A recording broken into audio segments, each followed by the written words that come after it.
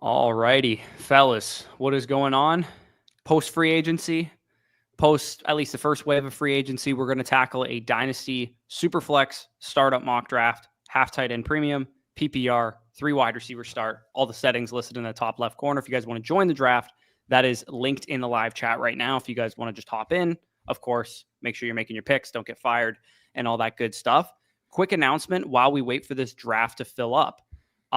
You guys know one of our staple series over here, Dynasty Decisions. We are pivoting how we are going to go about the episodes, where we have a feature on our site called, submit your team for review and all that kind of stuff.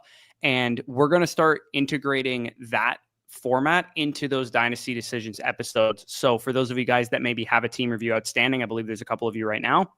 The next time we cover that team review for you is going to be on our next Dynasty Decisions episode. And right now, for those of you guys in the chat, maybe you've been a free submitter for the last number of years, months, whatever. And if you want a free team review, as in you'll be in the next Dynasty Decisions episode, just let us know what your Flock username is, and we will send you a voucher so that you can get your team in there. Because we're kind of integrating this new kind of format of how we're going to do Dynasty Decisions, we want to make sure it's not completely like paywalled off or anything. And we'll definitely be very liberal with the vouchers that we grant when it comes to filling up those episodes. So if you guys have a Flock username, you haven't submitted a team for review before, maybe you just are on a free trial or something on our site, submit your Flock username. We'll send you some vouchers throughout this video, and then we'll hopefully, if you can, submit your team right away so that we can get a Dynasty Decisions episode out ASAP. So we're waiting for this draft to fill up. We got, I don't know, about half of it filled right now. If you guys want to join it, go ahead and do that.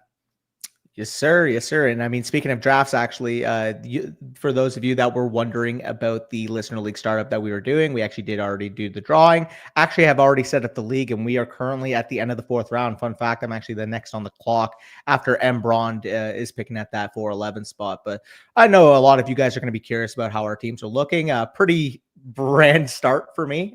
Brian Thomas Jr., Drake May, obviously trade back up a few picks there. I believe 6 picks ago and get Nico Collins.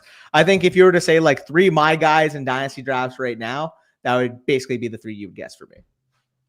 Yeah, no, absolutely. And Brock says, where should we put our Flock usernames for the voucher? Just drop them in the live chat here. We'll fire out some during this stream. If you once the stream's over, if you want to, if you haven't made an account yet or something, you've been hesitant on the fence, whatever, you can make a free account right now. It doesn't cost you anything. I believe they also have to be an active member as well. Otherwise, they won't search up for us.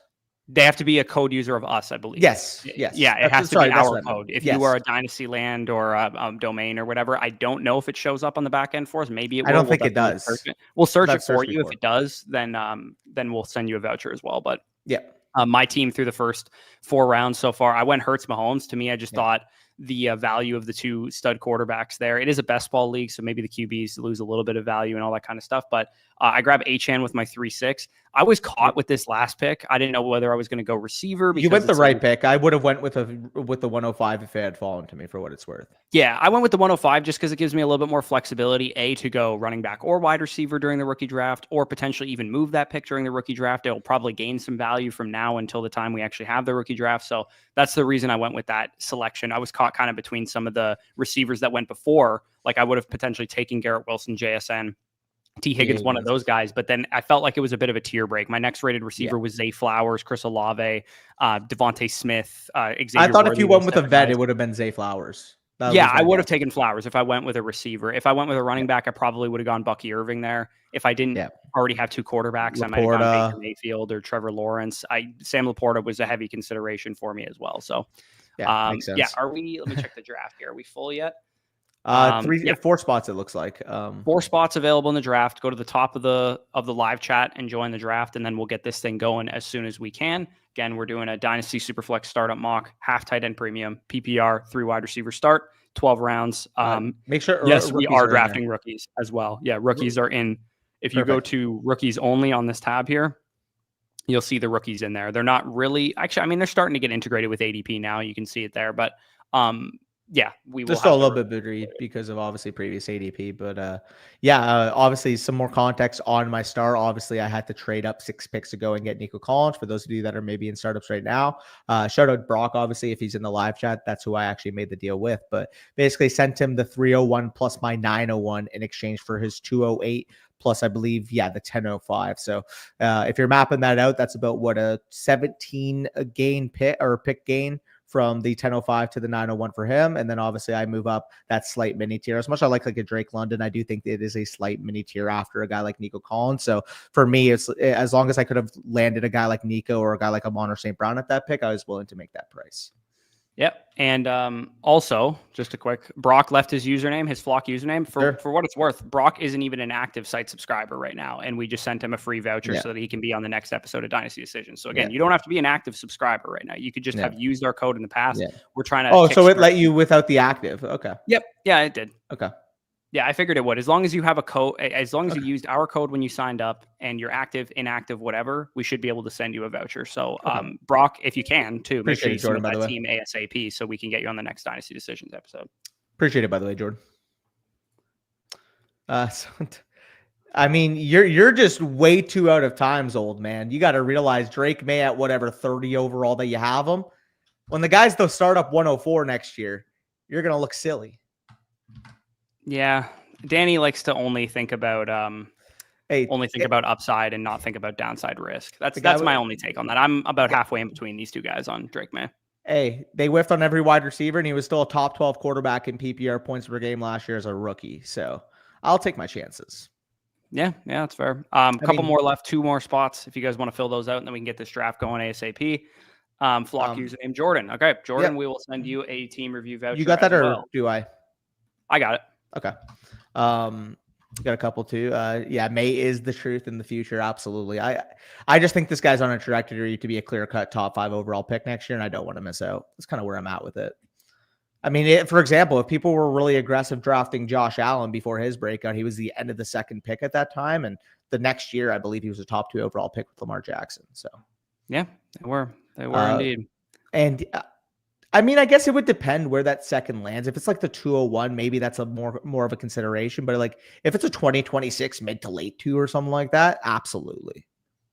That's kind of how I do that. Yeah, I think I would rather have Hunter if he plays wide receiver / McMillan or Hampton, depending on landing spot, draft capital, all that kind of stuff. I would slightly rather have those options.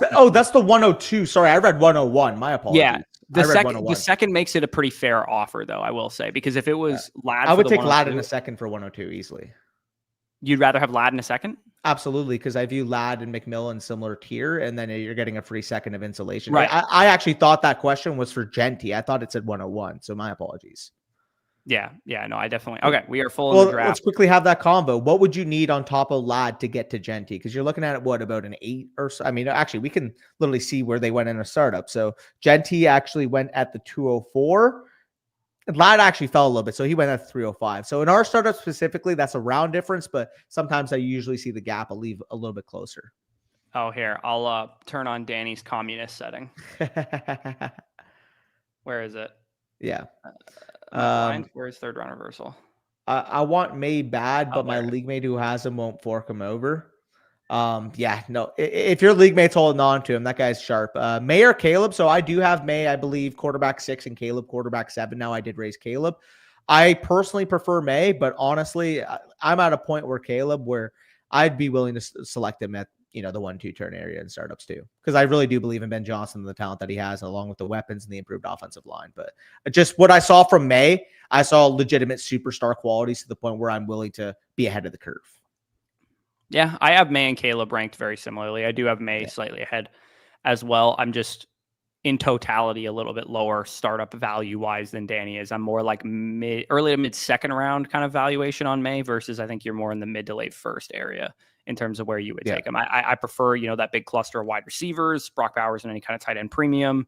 I still, in a vacuum, would prefer Mahomes, but depending on your room, if you were thinking, hey, rebuilding might be the way to go out of my startup, I could definitely get there on May. I think those guys are just a toss-up based on what you think will be a profitable strategy in your room. Absolutely. And I hope, I believe it was Jacob on one of the Dynasty videos is watching this, but you know where I'm going. Yeah, Danny, of course, taking a biased selection, A overvaluing guy CeeDee that Lamb. averaged 23.7 points per game in 2023 is a biased selection. It's not a biased selection. They're all in the same tier receivers for me. I just prefer Jefferson and Neighbors. Not a big deal. Yeah. Okay, we already talked about that. What's good, y'all? 10 teams, Superflex, start 10, no tight end premium, Kyler, Cup, Andrews, Tracy, or JJ McCarthy in the 106. Or are you on the board, right? Like on the clock right now? No. Okay, this is a trade. Kyler. Yeah, I'm Cup. assuming it's a trade, right? Yeah. I think I'd prefer I would. This is a decent offer, I would say, because Kyler to me is like probably an early second rounder, at least more valuable than JJ McCarthy, give or take. I think if you're competing, I would want the left side. Yeah, I would as well. I mean, Cup. What would you trade if you had to trade for Cup on a competitive team right now? What would you be comfortable giving up? Late 2. I'd be okay giving up a mid 2, given the contract. That would be like he the signed. steepest. Yeah, that would be like it would be the steepest as well. Same goes for Tracy. I think like 203 to 206 is probably the most I'd be willing to give up for him. Yeah, and then Andrews probably late 2. I'd be willing to give up a mid 2 for Andrews still. I'm a little bit higher on Andrews than a lot of people seem to be. I'm a little bit worried. But I think this is a decent package. I mean, 106 is obviously a great asset, but Kyler over McCarthy for sure. I mean, McCarthy could be more valuable this time next year. I think that would be the only risk of this deal. But at the same time, even if McCarthy is more valuable at the end of the year, if Kyler's like the quarterback 9 in points per game, I think you'll take the production offset. Yeah, no, exactly. And here you go, guys. All it took was Brock. He submitted his username. We gave him a voucher, and now he has a free team review for the next Dynasty Decisions episode. And Mason, since you're in here right now, maybe you missed this announcement. We're going to pivot our Dynasty Decision strategy right to site questions. And you might say it's about time because you've been talking about doing that for a while. But yeah, also Mason, that's kind of where I'm at with it as well. Is I mean that would also be the difference between me and Corey. Is like for Godwin, I would probably value him at a mid second. If you're valuing him at an early 2, that would be about the difference between an early and a mid to late for me, respectively, which what I'd pay for Cup. But I agree, like if you're just looking at straight point equity and almost the safety that they realize that point equity at this point. I know Godwin is coming off the injury, but at the same time, Cooper Kupp hasn't looked like the same player in the last couple of years. Now lands on a new team with an inferior quarterback than what he's used to. I do agree. I would probably rather pay maybe the 4 or 5 premium, like pick premium, like 205 instead of 209 that I would on Cup for Godwin. Yeah, agreed. Is paying a 2027 mid, second, and third to move up from 107 to 103 worth it? Yeah, absolutely, dude. You guaranteeing yourself one of Hunter if he plays wide receiver, McMillan, Hampton, whoever up the top. Versus, I mean, the 107 is probably going to be like Igbuka or Judkins or Henderson or something like that. But I think naturally, we're not going to get like the mock we did the other day where we had everyone in nutted landing spots is just not going to happen realistically. Like it naturally, there's going to be 3 to 4 of that cluster of players that have better landing spots and draft capital than others. So I think getting that 103, getting your choice of that group is probably a better option. Plus, you might be able to trade down for more than that come rookie draft time. So I went with Collins in our startup. Technically speaking, I have Collins 1 spot higher, but I don't think I ever do any of these mock drafts taking Ashton Genty at my spot. And he lands to me at a really nice price. I would say 2.7 is like a very, very solid price for Ashton Genty. I'd probably be willing to push him up even in the 204, 203 range. So, and that's actually where he went in our startup. So I don't mind grabbing a guy in Ashton Genty, I believe is my 15th ranked player, if I'm not mistaken. Yeah, I think I have him maybe 2 spots lower than that. I think he's like my 17th ranked player, if I'm not mistaken. I have Bijan over him still among veteran running backs. And again, Gibbs, and it's literally Bijan, Genty, Gibbs in my startup rankings. Like they're all in the same cluster of kind of like early second rounders for me. Mason, you're preaching to the choir. I also have Genty higher.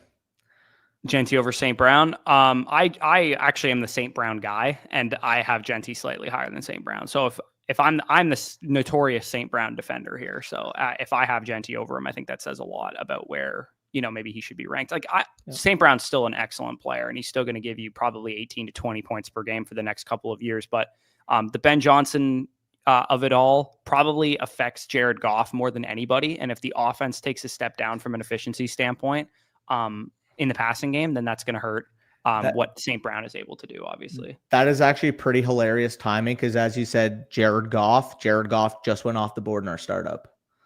Yeah. Yeah. Like as you said the name, I heard it in my ear because I have the draft tab open. Speaking of our startup, I took 2 quarterbacks to start our startup, and I'm going to do the same thing here because this gives me a little bit of practice to see if I can land the plane in a similar format here. So I'm going to take CJ Stroud. He was my best available player. I start Josh Allen, CJ Stroud, lock down my 2 quarterbacks. Ironically, I actually have a league, or no flock in league, where I have those 2 quarterbacks in it as well.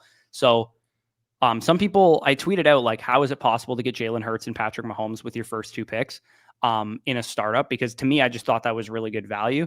And a lot of people commented, hey, Mahomes hasn't been the same player. He, production wise doesn't really match the name value and all that kind of stuff. My thought process was this, like, Patrick Mahomes has won MVP awards with Juju Smith-Schuster as his wide receiver 1, and all of us would trade our firstborn child for him to be the quarterback of our favorite team. So to me, I looked at Mahomes like, dude, this might be a generational wealth opportunity that if Mahomes has a healthy Xavier Worthy next year, healthy Rashee Rice next year, and a healthy Marquise Brown, plus Travis Kelce still kicking, who's to say he can't throw 45 touchdowns and 5,000 yards again like he did back in 2022? Again, I get it's been like 2 years since he's been super, super fantasy, like, truck of your fantasy team. But dude, in a Superflex league, being able to leave with Jalen Hurts, who's a fantasy cheat code, and Patrick Mahomes, who has the upside to still finish as QB1 overall on any given season, to me, I thought that was worth the risk. I'm behind the 8 ball a little bit at wide receiver and running back now, but I still kind of like how I started, and I'm going to get some practice here with how that works. Yeah, I'm not going to lie right now. I'm in a decision because obviously I'm on the clock. So the reason why I took the 112 is I have a lot of predominant heavy quarterback builds. So I'm like, okay, you know what? Start 12, best ball, 4 flexes. I wanted to push the quarterback card. So now I'm in the decision because I do see Dak as pretty clearly the best quarterback available for me. But I also have some really nice young pieces at the flex. And if I want to go by my strategy coming in, now it's a real big decision because I'm between Dak, Bucky, and the 106, taking 2 of those 3 assets. Yeah, I mean, at the risk of starting a fucking fight here, there's no chance I would take Dak over Kyler Murray. Not on any planet would I do that. But Kyler's not available. oh, are you on? Oh, you're talking about our actual startup. Yeah, sorry, yeah. Oh, sorry. Am I on the You're on the clock? My fault. My fault. Sorry, I thought you were talking about this current draft. I'm like, you're stunned. Yeah. No. You're good. You're good. That was fucking comedy. I mean, am I? It's probably just Ted, right? Could go Ted or Kyler. I mean, I don't have a quarterback actually. I probably got to go Kyler. I was gonna say, you gonna build out an all rookie team like last mock that we did. Yeah, sorry. No, this is what I was referring to for those of you that are interested in seeing. I believe it's here. It's this tab. So I'm on the clock here, and like I said, I kind of wanted to push the quarterback envelope, but like again, Dak's my best quarterback available, but it's also Bucky and 106. So if I do want to go with that strategy and start 12, I don't know. This is the most open fucking thing it could have been. Obviously, I'd be debating Dak and some really nice young flex talent. I would pick Dak if I were you. You're gonna get locked out if you don't. Yeah, I might. I mean, I actually would pick Bryce because he fits your build better, and I actually prefer him to Dak straight up in Dynasty. But specifically because you have 3 young players, I would go with. Because it's a best ball, I also don't mind pushing the envelope one more round because that's fine. It doesn't matter in terms of certainty as much. I got like fucking 80% Dak. I'm trying to back to the other draft really quick, just because I made a pick. Yeah, ball, by the way. Yeah, I'm trying to put you on the screen. Why isn't this not working? I feel like we're both clicking it at the same time. There you go. Anyways, I just took mine off the screen. I just picked Achane, and the reason I did it is because I selected Achane in our actual startup after taking 2 quarterbacks in the first 2 rounds. So I'm going to see how quickly I can land the plane here at this position. So I took the rookie 105 in our other draft, but I'm actually going to take Ted McMillan here. To me, I think that's a pretty good value on him, knowing that maybe my rookie 105 in our real draft ends up being like a Mecca Igbukka or Travis Hunter or Ted McMillan or something like that. But I feel pretty good about getting Achane Ted McMillan to go along with my Josh Allen, CJ Stroud. I'm kind of have some flexibility to be able to go rebuilding or contending if I need to in this startup here. Yeah, I think that makes sense. Yeah. Also quickly, I just need to shout out one thing here. Stu Man, where are you? Yeah. Patrick Stewart says flock username Stewman. Just quickly showing you something here, Patrick. I don't know if you used a different code than ours, but we actually don't have the ability to grant you a voucher if you're a domain, flock, Yeah, or it has to be land FSE. code user. So if you used a different code, we cannot actually give you vouchers. So to get free Dynasty decision submissions, you would have had to use our code. I'm assuming you used a different code, and that's why it's not showing up. Who am I kidding? I might have to just take TAC. Fuck. Yeah, you're on the clock again in the actual draft that we're doing right now. No way Omar and Hampton went off the board to pick before me. All right, let me see. Wide receivers, okay. Let me just check the rookies. Probably not going to take one here. Nah, probably not. Could go with the second quarterback. I don't mind taking one here.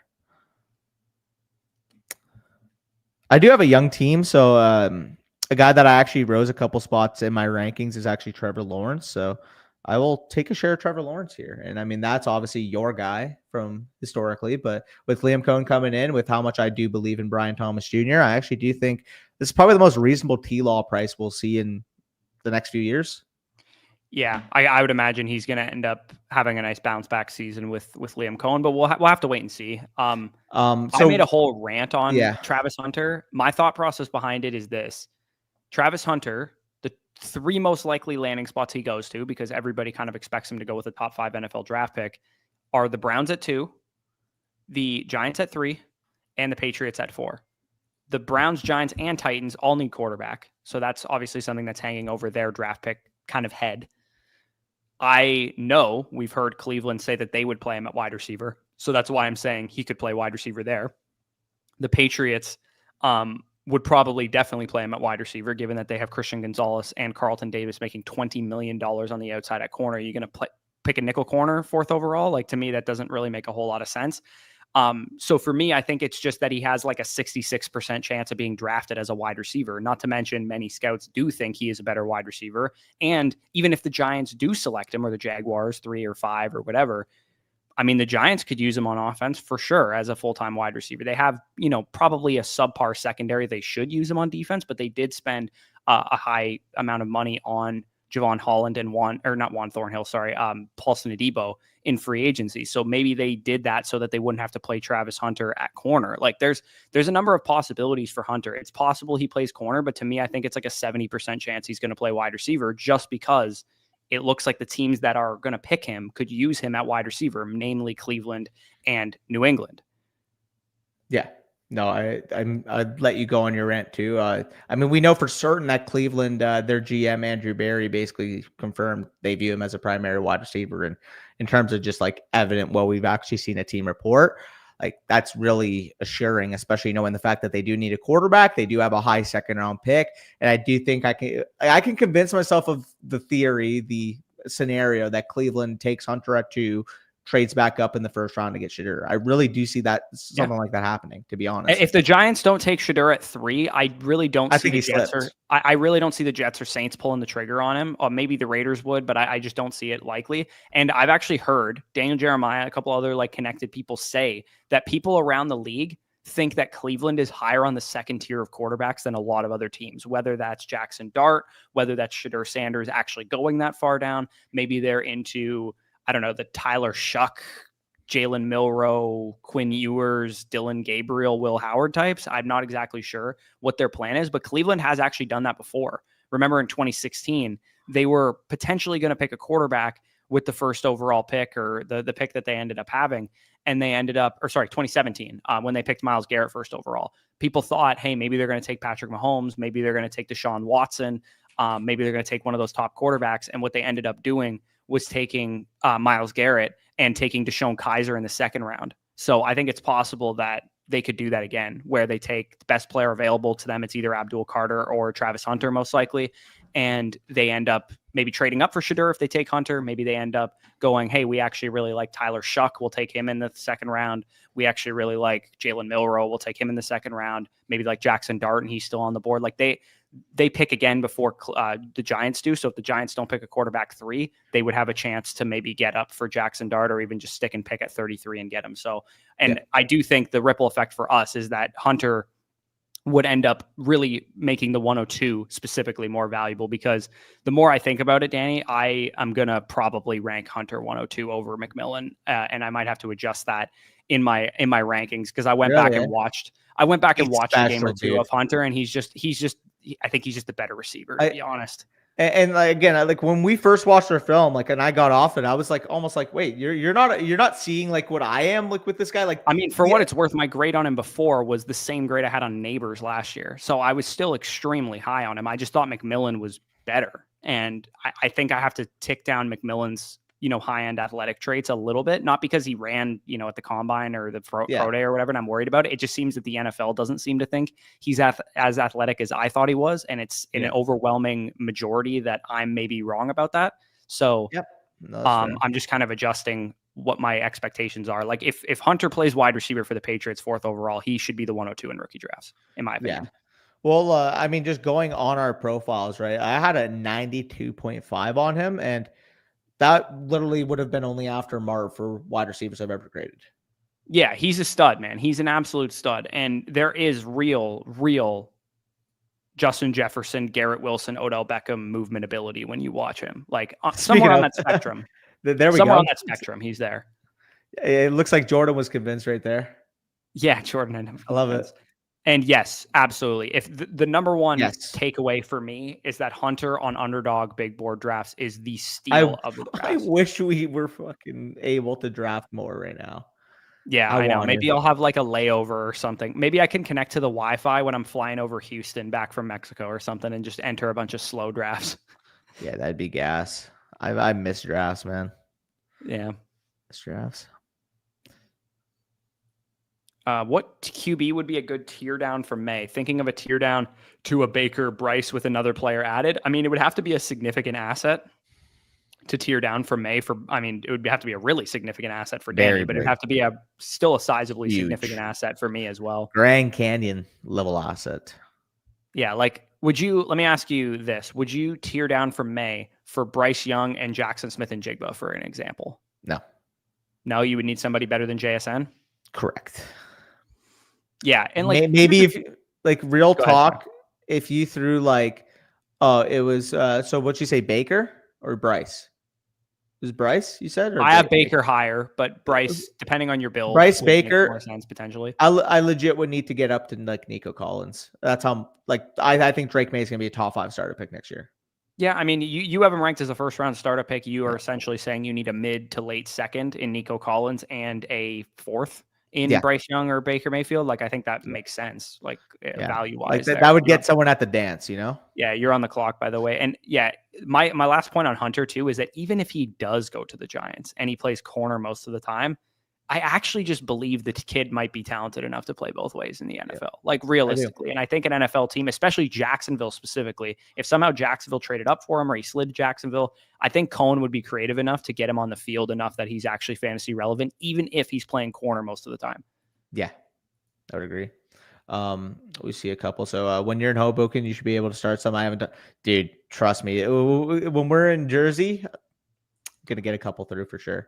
Oh yeah, for sure. Yeah, we'll definitely do some in Hoboken for sure. Also, yeah, Caleb, we've been on the same train as I'm assuming Zach's been the majority vocal over there, like in terms of Hunter playing wide receiver. We've been kind of in agreement with him for a while on that. So I mean, he knows ball for a reason. So absolutely.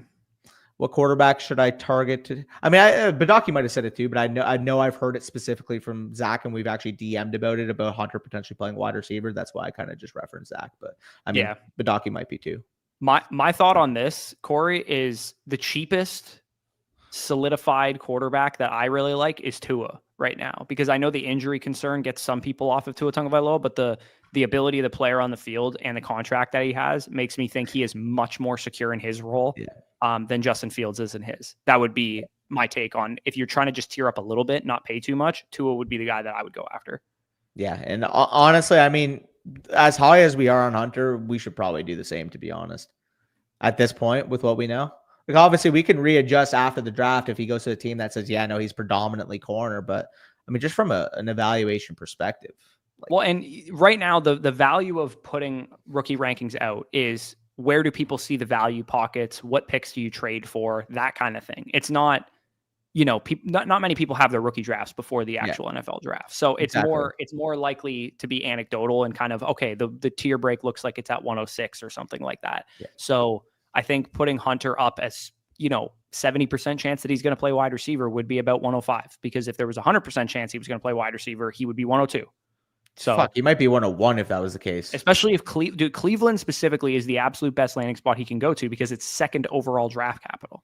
Second overall draft capital, and ideally in that situation, they maybe, even if it's not Shadur, like you're assuming like they're gonna have some type of quarterback option there. Like even if it's like, oh yeah, they're the team that signed Aaron Rodgers for a year, like that would make sense. I think what Cleveland's gonna end up doing, and I'll bet pretty much anything on this, it's either Russell Wilson or Kirk Cousins and Jackson Dart or another day 2 quarterback. That would be what I would guess will happen most likely. Yeah.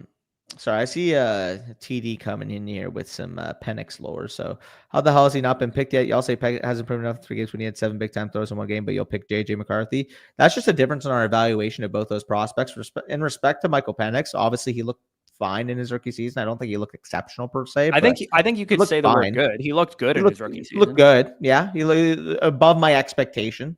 But at the same time, given the difference in evaluation that I had on both those guys coming out, given the fact that JJ McCarthy is 3 whole years younger than Michael Penix Jr. and is throwing to Justin Jefferson, insulated in the Vikings offense, Kevin O'Connell calling the plays, with TJ Hawkinson.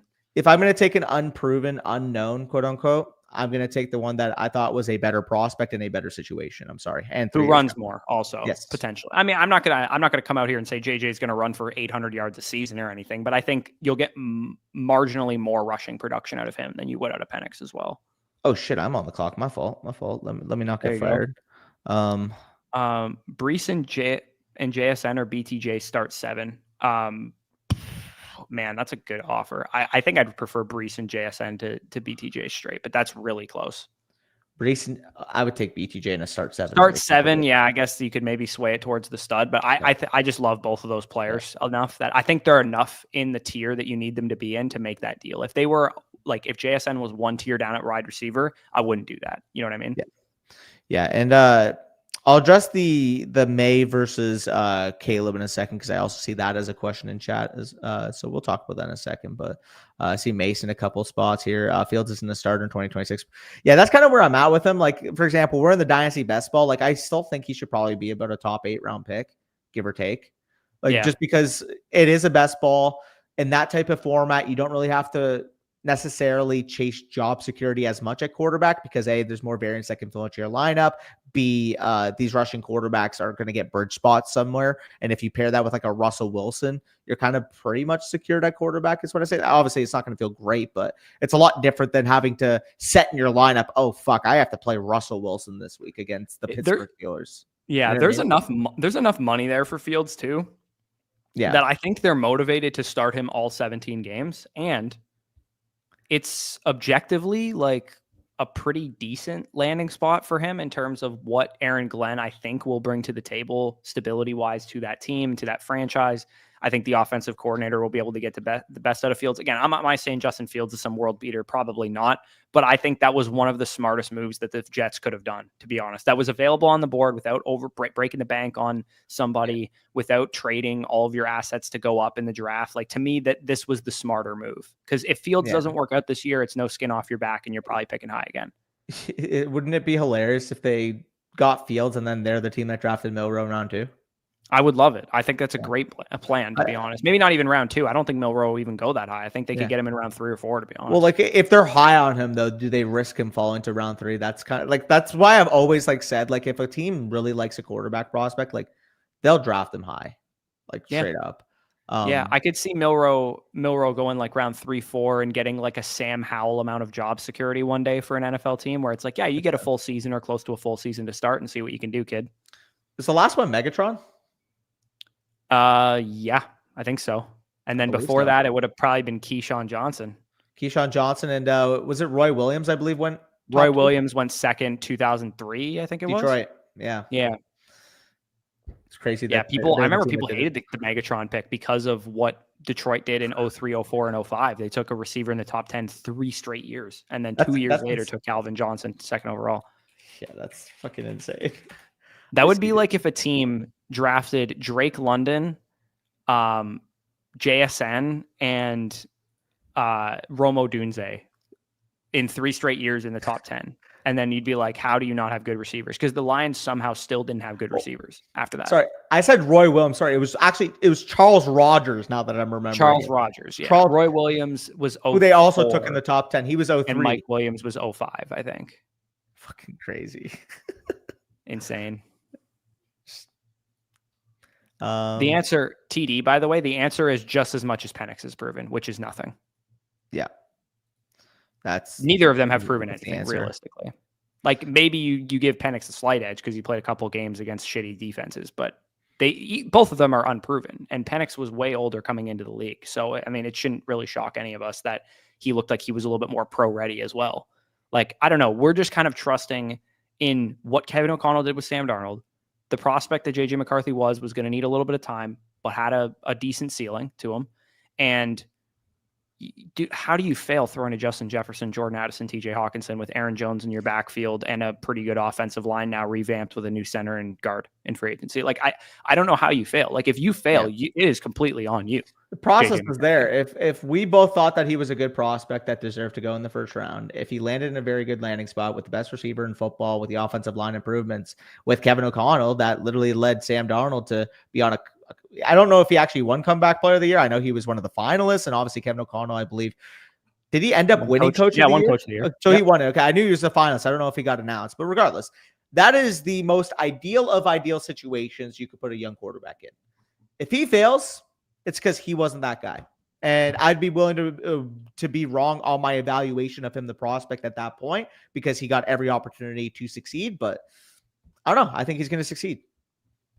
Yeah, no, I agree. And again, quickly reiterating a couple things for starters. Mason says, hit the like button. Really appreciate that. Second of all, sorry, I'll get to that in a second. I'm on the clock and then I will make another quick announcement here. Running back position looks kind of rough. Is there any rookies on the board? No, pretty much. I'm actually pretty stoked that Chase Brown fell to me where he did. Yeah, I think Pickens is kind of an interesting value where I am right now. Couple of rookie receivers. JMO's not bad too. Kittle's a pretty decent pick. I'll go Kittle with one of these picks. I think I have kind of a young team though. Is the only shitty thing about drafting Kittle. I'm just going to double tap. This is a 3 wide receiver start with 2 flexes. I'm just going to double tap Pickens and JMO. I think they're kind of tier breaks at the wide receiver position there. Yeah, no, I mess with it. I got Knucklehead City there with those last 2 picks. So yeah, we were answering this.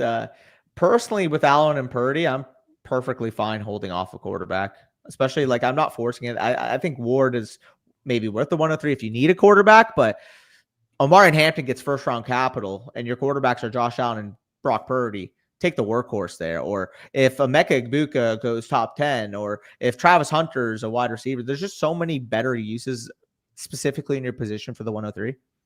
Yeah, and I said it about Shedeur. And I don't think Shedur's worth the 108. Yeah, like I said it about Shedeur specifically. If you have the 108 or a pick in that range and you're like, oh, I'll just pick Shedeur because I need a quarterback. Dude, like I'd rather trade for a veteran quarterback with that selection. Like you can get Bryce Young for the 108. You can get Dak Prescott for the 108 probably. If you're a Penix guy, you can probably get Penix for the 108. Like to me, it's just not really that necessary to take the risk on a rookie quarterback with no data behind him who's not going to be a high fantasy ceiling guy anyways, even if he hits.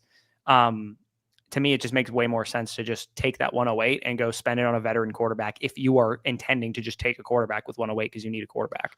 Yeah, pretty much. I mean, go to see how much more it costs on 108 to get Dak Prescott at that point. But then again, he's got Brock Purdy and Allen. I just wouldn't even make a quarterback move. I don't even think you need to. Yeah. Like go trade a late 2 for, I don't know, like Aaron Rodgers signs or something like that's the most I'd be willing to spend on a quarterback free in your situation, because Purdy's going to get a mega deal and Josh Allen's literally my 101. Yeah. And again, reiterating what we said at the beginning of the stream, actually, Danny, make your pick and then I'll do that. Yeah. Now which direction do I go is the question. No tight ends made it. Wide receiver, I could go that direction, but kind of don't want to. I already have 2 running backs. It's a pretty flat board right now. I can't lie. I might just take a rookie. Your boy Tracy's on the board. Yeah, that's a good point. I didn't even see him for a second. But then I'd have 3 running backs. I don't know. I might just take a rookie. Your boy Tracy's on the board. Yeah, that's a good point. I didn't even see him for a second. I was about, but then I'd have 3 running backs. I was about, but then I'd have 3 running backs. Oh, and Joku's here too. I can take in Joku. Yeah, that's not a bad one. Yeah. Okay, quickly reiterating what we said at the beginning of the stream. Dynasty decisions, the old format that we did it where you guys would submit to the Google form, we are doing away with that format. And you guys might be wondering, oh God, is everything going to be a paid submission now? Kind of, but we're going to give away a ton of free vouchers as we reboot the way that we're doing Dynasty decisions. So if you guys are site subscribers, if you're not site subscribers, sign up using this link, even if it's just for a free 7-day trial, comment your flock username, and we will send you a free submission to Dynasty decisions. There's probably tons of you guys out there that never, got a team reviewed. You submitted 2 years ago and you never got a team reviewed from us. This is your way to do it. It's essentially a paid submission, except we're giving you a free voucher to do it. So if you want a team submitted, you have to be a code FSV user. That's the only preference. The only stipulation here is that if you use code LAN, domain, or flock, we won't be able to give you a voucher. But if you guys do want a free team review, basically just tell us your username. We'll give you a voucher for it and then submit it ASAP, because we're going to try and do a Dynasty Decisions episode probably for like Sunday, I would imagine, is when we're going to aim to get that out for you guys. So definitely, if you're interested in that, make sure to drop your username in the chat here, or maybe when the stream is over, drop it in the comments. Sorry, I just saw a comment that is, Andrew, this is a very divisive topic in FSC land.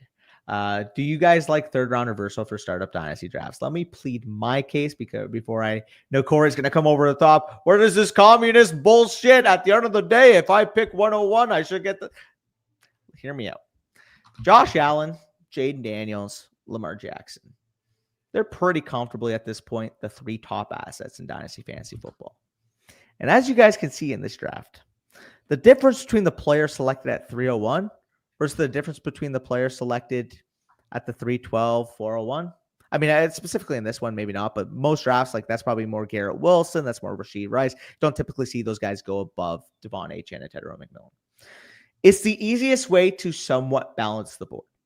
Because if the 101 also gets the 301, the better asset in the third round, which, I mean, in this instance was Marvin Harrison Jr., maybe in some instances it's Drake London, maybe in some instances it's Justin Herbert. You don't know what's going to fall at that pick. What I do know is that the asset at 301 is going to inherently be more valuable than the asset at 312, but it still won't be able to make up the difference between Allen and BTJ, Bowers, Drake May, Caleb Williams, whoever you pick at that 12 spot. That is my side to it. It makes it a little bit more balanced, because at the end of the day, Dynasty League is a year in, year out commitment. If it's just a normal fantasy draft and you have it for 1 year where you're at a disadvantage, okay, luck maybe plays into it a little bit more. But when it is a year-to-year, 5+ year, maybe even a 10-year Dynasty League, being that inherently at a disadvantage, I don't agree with. Yep. I hear your side of it. My side of it is, I think you should be rewarded a lot more for getting the 101. I think getting the 101 should mean something. And I think you can make the argument, I think it's valid, that, picking near the end of the board is maybe an advantage if you can draft well, or if you can identify players who are going to go up in value. Like, for example, Danny thinks Drake May is going to be an extremely high-end rookie pick or a startup pick at some point. Again, I think it takes the fun out of getting a high startup draft pick, because I think the importance of the leagues that you and I play in is that you kind of need depth players, and missing out on that whole round of value can kind of hurt you a little bit. And also too, I just don't love picking at the turn in general. So it kind of incentivizes me away from wanting an early pick in a third round reversal version. But again, it's more just jokes that I'm like, hey, you like communism because you want everything to be even. That's pretty much the whole joke that I make. It's not really that serious. But No, I know. I'm trolling you too. Don't worry. Tracy in the 9th round. You guys are lunatics. 9-7. I'll take that every day. But yeah, that's just kind of the thought of it. You guys can leave down below if you like third round reversal versus not. But I just think at the end of the day, if it's that long of a term, I kind of like a little bit more stability across the board. But there's no right or wrong answer. It's about personal preference with the 12-man group you have. Yeah, and Jake said Brown 535 flock username just signed up. For some reason, it's not showing up for me yet, Jake, but I will check again later to make sure that I can get you a voucher for that. But maybe because you just signed up, it's not showing up for me right away. It might take a few minutes or something like that. But I'll make sure you get a voucher if you signed up. Make sure that's the correct spelling too, because if it's you misspelled that or something, I won't be able to see it. But yeah, 9-7 flock username. Just signed up. For some reason, it's not showing up for me yet, Jake, but I will check again later to make sure that I can get you a voucher for that. But maybe because you just signed up, it's not showing up for me right away. It might take a few minutes or something like that. But I'll make sure you get a voucher if you signed up. Make sure that's the correct spelling too, because if it's you misspelled that or something, I won't be able to see it. Mason says, as we just found out that the stats that we bought, we have access to all the combine pro day numbers for prospects. Anything you'd want us to throw on the prospect page? Are you asking the audience, Mason? Or are you asking me? I think us, but like also probably both. Yeah, I mean, populating all the pro day numbers would definitely save me some time for sure. Oh, and yeah. the same goes for the RAS numbers if you have those, or the 40 times and all that kind of shit too. So yeah, that would save me a lot of time from collecting it all, because normally I do that manually. Yes, sir. I'm back on the clock here. I have 2 quarterbacks already. Could go in the direction of a tight end here. I think Andrews is kind of just undervalued, as I've kind of talked about. I'm going to grab him because 9-12 Mark Andrews to me is just an interesting player. And I kind of built out like a hero RB semi-competitive team. I know McMillan doesn't really fit my build, but I think he's going to be productive enough as a rookie that he should get up to speed pretty quickly. Running back wise, I don't really love this board at the moment. I mean, rookies only, even not super exciting. Like, I guess I could go with like Tootin's my highest rated running back, but I think there's better veterans on the board for me right now. So I think I'm just going to grab another receiver here. And I think Michael Pittman's starting to become the most volatile asset in all of Dynasty, because he goes from overrated to underrated every single year, it seems like. So I think 10-01 Michael Pittman is a pretty solid value. He was pretty hurt all of last season to me, and I think he's a better receiver than what he put on tape. But then at the same time, when he does well, people throw him into like the 3rd round of redraft. So he's just weird. This is going to sound so weird, but like Loki, it makes sense. Is he just like the Najee Harris of wide receivers? He kind of is. Yeah. He's eat your meat and potatoes wide receiver. Lunch pail kind of guy. Yeah, exactly. So you want 101 to have an unfair advantage because they should be rewarded. I mean, I think it should mean something when you get the 101. That's all my whole point behind it is. I think Danny, for what it's worth, I think Danny's argument is way more valid than mine. I just like to have fun with getting the 101. That's kind of why I think it's annoying, because when you pull a high pick, you're so much less enthused. Yeah, I guess, but like that's why I like Derby drafts or like Derby order, because then you can have a full strategy for it. You can say, hey, listen, like I have my preferred spots for reference in a 3rd round reversal. I'd still say the top 3 along with the 12-11, I would say are my favorite spots personally, because I do view the top 3 quarterbacks a tier above the rest. And I also like the aspect of being able to add the 301 to, I mean, for example, the startup that we just did, a team that had Brian Thomas Jr. and Drake May at the 112-201. Now, I technically did move up from the 301 to get Nico Collins, but even if I had stayed pat and taken oh, yeah, no, I'll take a player now. And if I had stayed on the clock and taken I don't know, Drake London type, I would have been pretty enthused with it regardless. So, sorry, I am struggling to make a pick right now. I'm just going to take a wide receiver. Sure, Debo. I kind of panicked. There you go. And Mason said, asking you, Mason, there was one thing I wanted to talk to you about with the site. Maybe we could just hop on a call real quick right after this, or whenever you have time later this week, and we can go over that. But for the most part, like personally, I don't think bench press and shit matters for wide receivers and running backs. So I don't really give a shit if it's on there. Let us know in the chat here if you guys are site subscribers and you want to see that stuff for wide receivers. I don't really care personally. It's not correlated to any fantasy relevance. So but yeah, pre-populating anything that is fantasy relevant, like their 40 time and, things of that nature, and even 40 times, sometimes not very relevant either. So, he actually passed on the 3rd overall pick straight up. I did. Yeah. I would rather have, I took the 7th pick instead and part of it was strategically, I figured I could get Jalen Hurts or Joe Burrow with that pick. Fair. And I did get Jalen Hurts with that pick. So that's why I went with that selection as opposed to taking the 103 and getting Lamar, because to me, Lamar and Jalen Hurts are very similar dynasty assets. They're ranked back to back for me. So that's the reason I went with that. But I also kind of wanted to be near the tail end of the 3RR because I get a slightly better pick at 107 than I would get at 103. So there's 2 answers that I have to this. First and foremost, because I'm reading your commenter here. First one, Diego Collins doesn't have a Jamar Chase on his team. That's one. Number 2, there's evidence that Nico Collins was a legitimate 19.5 PPR point per game player before the bye week. And if you actually exclude the games that he played under 50% of the snaps, he was the wide receiver 2 in fantasy, averaging about 22 points per game. So we have evidence of Nico Collins being able to hit that top 3, top 2 overall level, which he in fact was prior to that bye week when CJ Stroud wasn't really playing like himself. Offensive line was really banged up. We actually saw flashes of it again in the playoffs where he had that monster game in the wild card against the Chargers. So for me, again, I don't necessarily agree with you if you're trying to say T. Higgins is undervalued, because I do think the general consensus does undervalue T. Higgins because of the presence of Jamar. I feel like we've been T. Higgins pilled for the last 5 years that we've been making content. I feel like I've been higher than T. Higgins on the market. Yeah. Yeah, and this is the other thing too. I think Collins is in that elite tier, whereas I think T. Higgins is more so in that talent-wise. Devontae Smith 10 to like 13 overall wide receiver tier. I personally think Nico Collins is on that cusp of that top 5 to 8 overall status in like the Brian Thomas Jr. range of talent. I tend to agree with your overall point, which is that like maybe they should be closer than people think, but Race T. Collins objectively should be higher just because of the fact that he's the clear alpha on his team. Yeah. But I don't disagree with your overall point that Higgins is undervalued. Like for reference in our rankings, I mean, I'll just talk about mine specifically with T. Higgins. Turn the AC on in here really quick. 1 second. T. Higgins, I have as my 312. I have him literally as a top 36 overall asset. So I do think he is overall very undervalued by the general consensus because, again, maybe some injury issues, maybe the Jamar Chase factor. I understand. T. Higgins, another guy that like when the public is off, they absolutely hate T. Higgins. I mean, look at Avery in the Flock League, for example. Midway through the year, he literally like always would joke around. Obviously, he wouldn't actually have cut T. Higgins from his team, but he was making that joke like, "Fuck, do I just have to cut T. Higgins for vibes? Because this guy's just like a Debbie Downer, ruining my vibes on my team." Yeah, agreed. You're back on the clock here. Yep, I will make my pick, and then I will answer this question here because it's a pretty spicy one, and a guy that I really like. Oh, I know I have 3 running backs, but my boy Dylan Sampson is going to fall to me in the 11th. I'm taking him.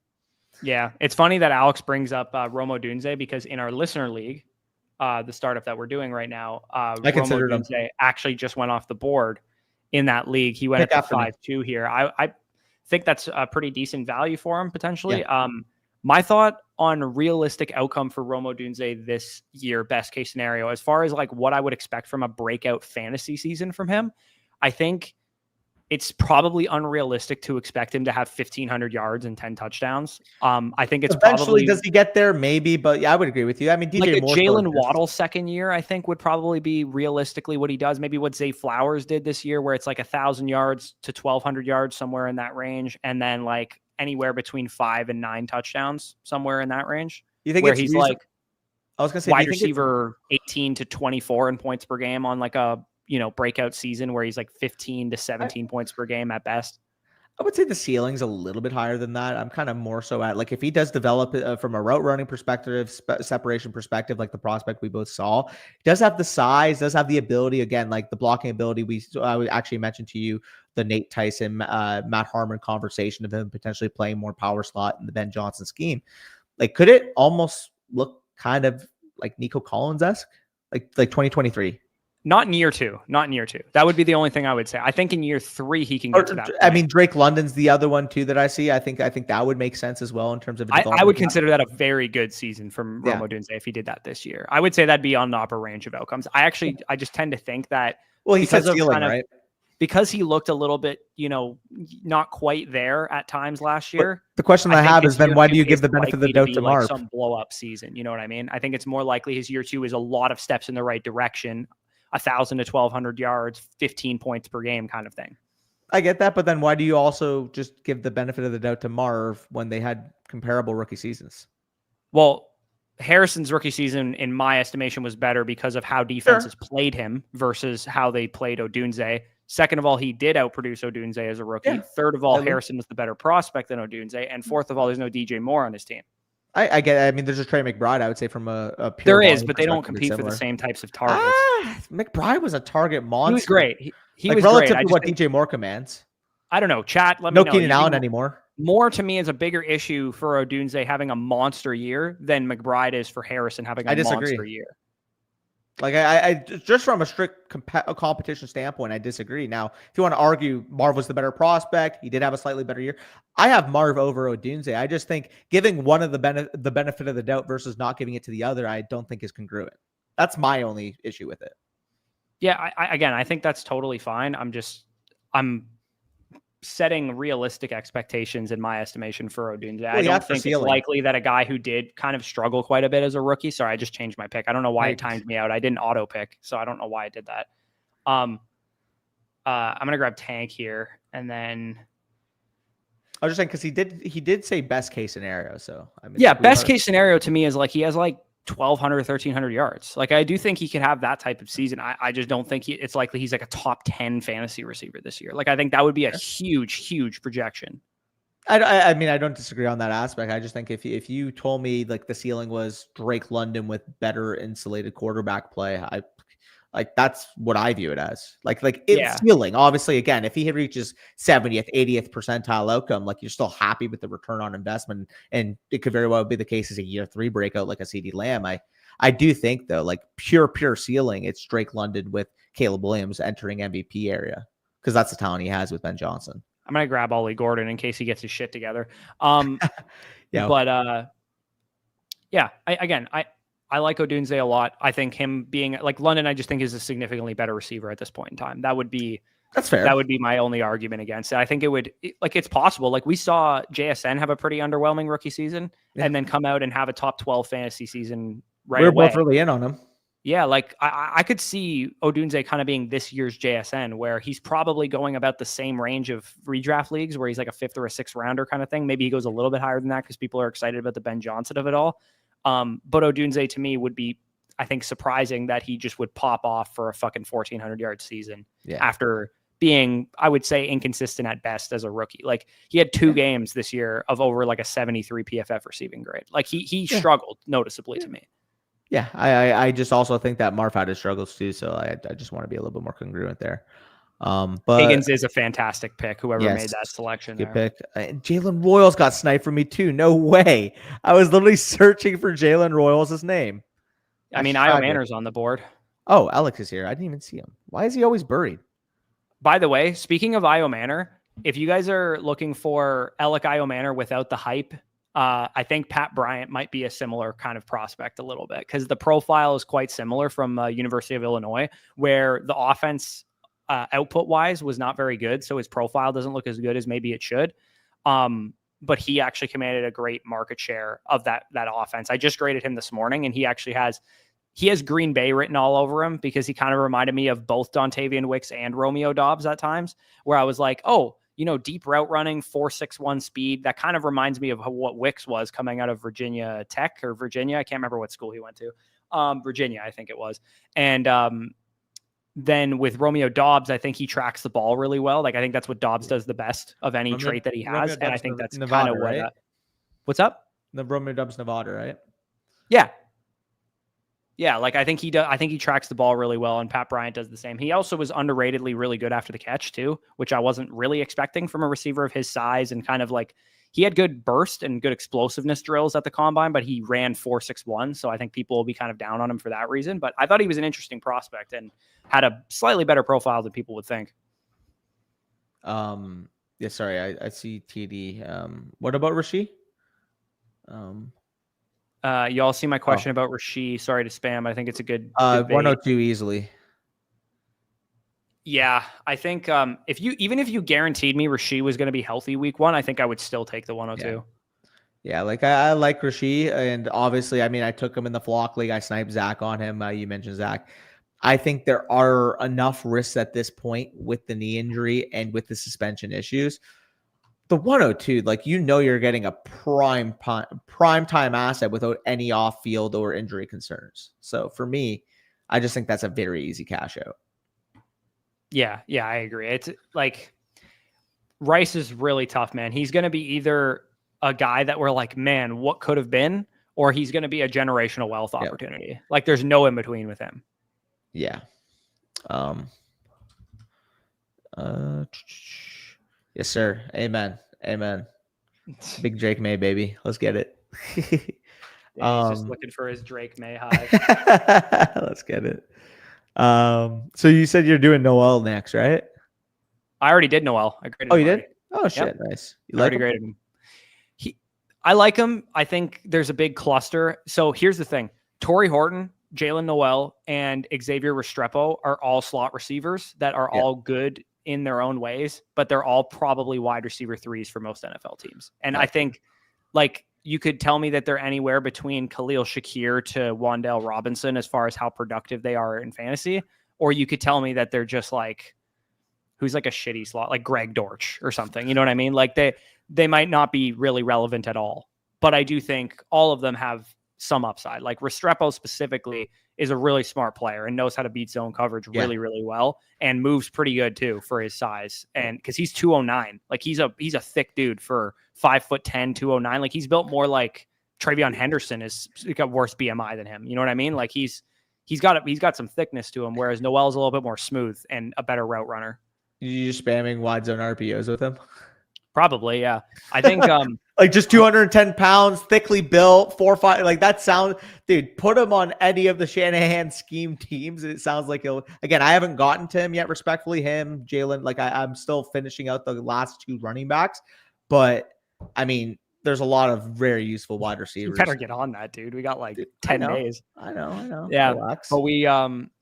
but yeah, there's guys in this class at wide receiver that are interesting. I'm not saying that they're great. Like I would say objectively, the class falls off pretty hard after Io Manor, Trey Harris, Jaden Higgins, Jalen Royals, those guys.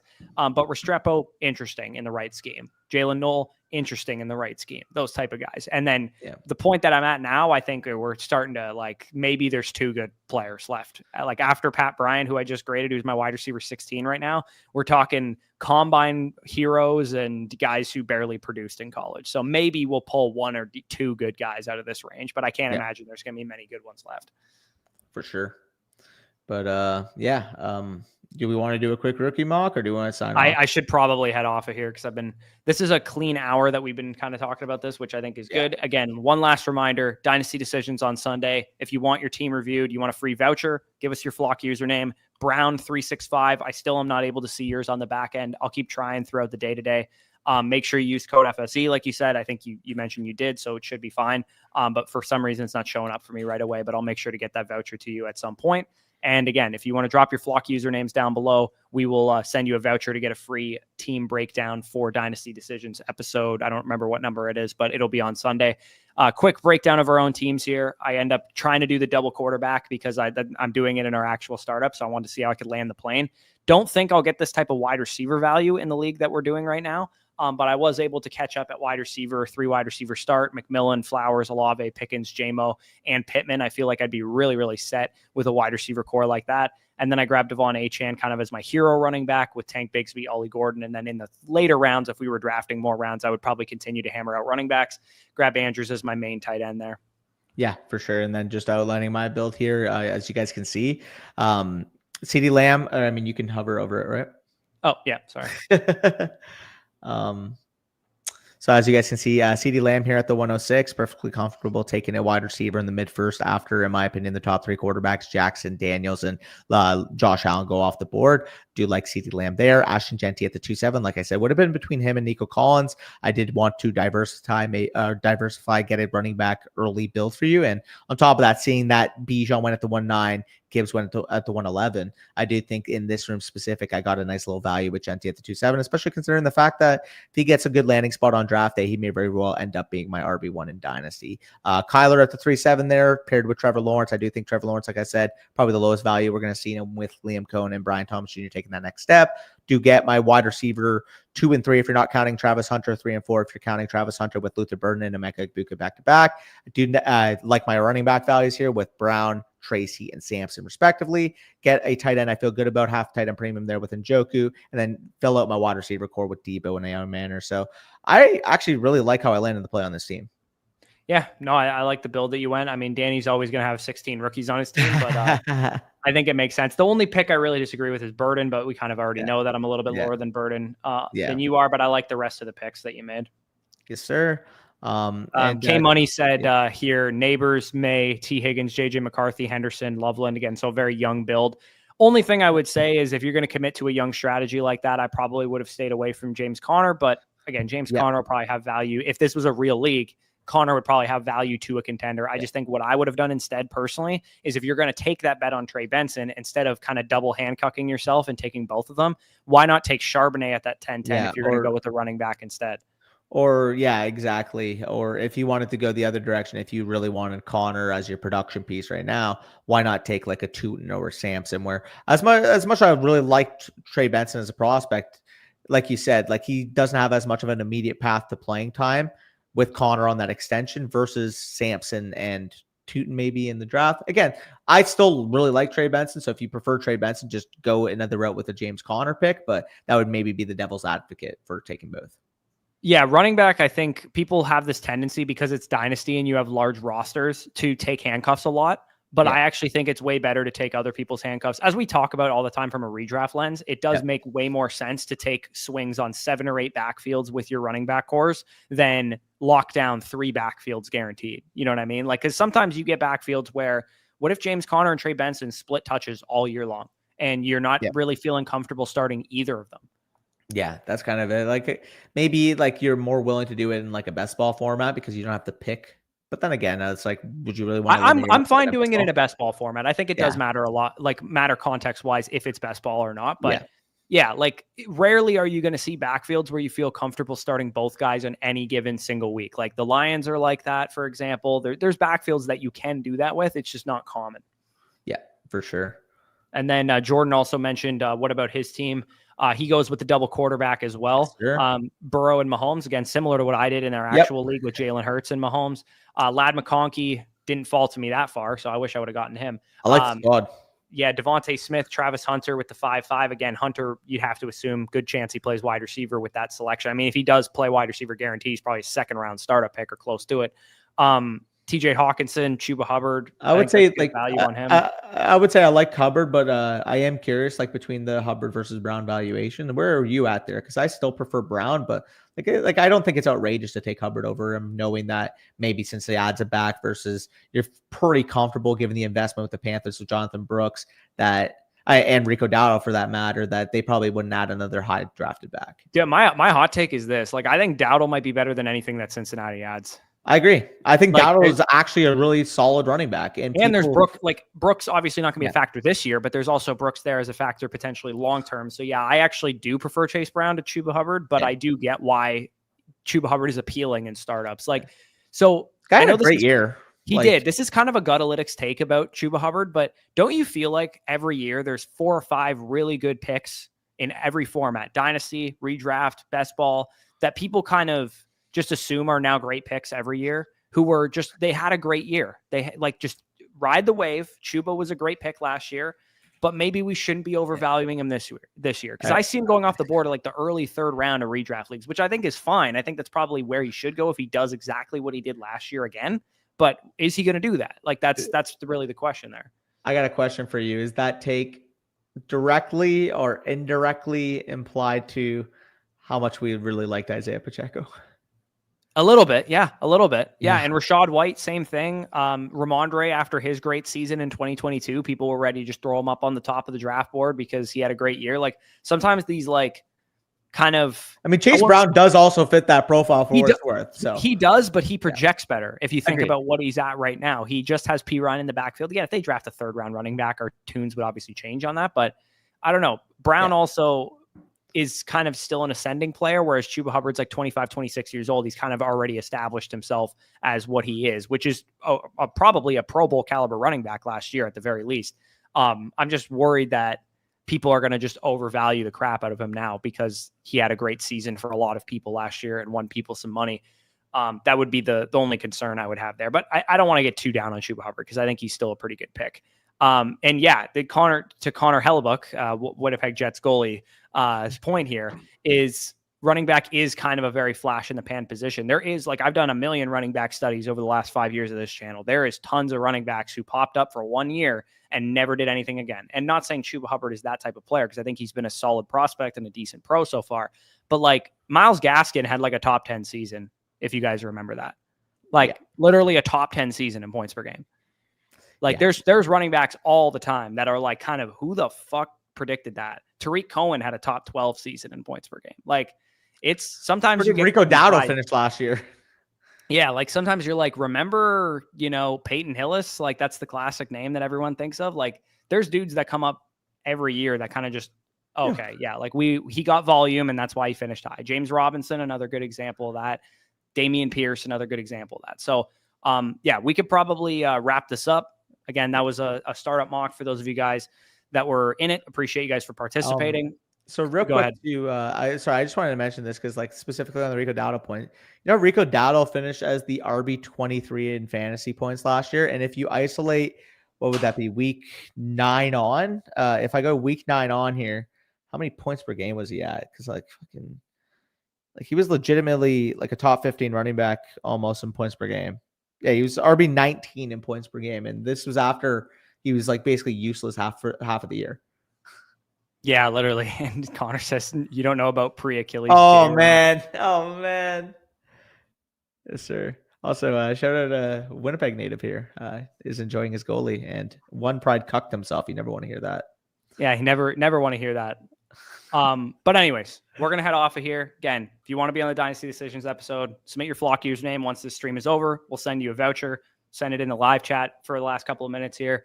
And make sure to get your team reviews submitted right away. We're going to definitely kind of grandfather in this new format. So we'll probably be doing this over the next couple of Dynasty Decisions episodes where we're giving out vouchers like hotcakes or whatever. Obviously, people who pay for team reviews are going to be the priority. They're going to skip the line and that kind of thing. But we are going to try and get many vouchers to those of you guys, especially if you've been a fan of ours for 2 years and you've never had a team covered on Dynasty Decisions or something.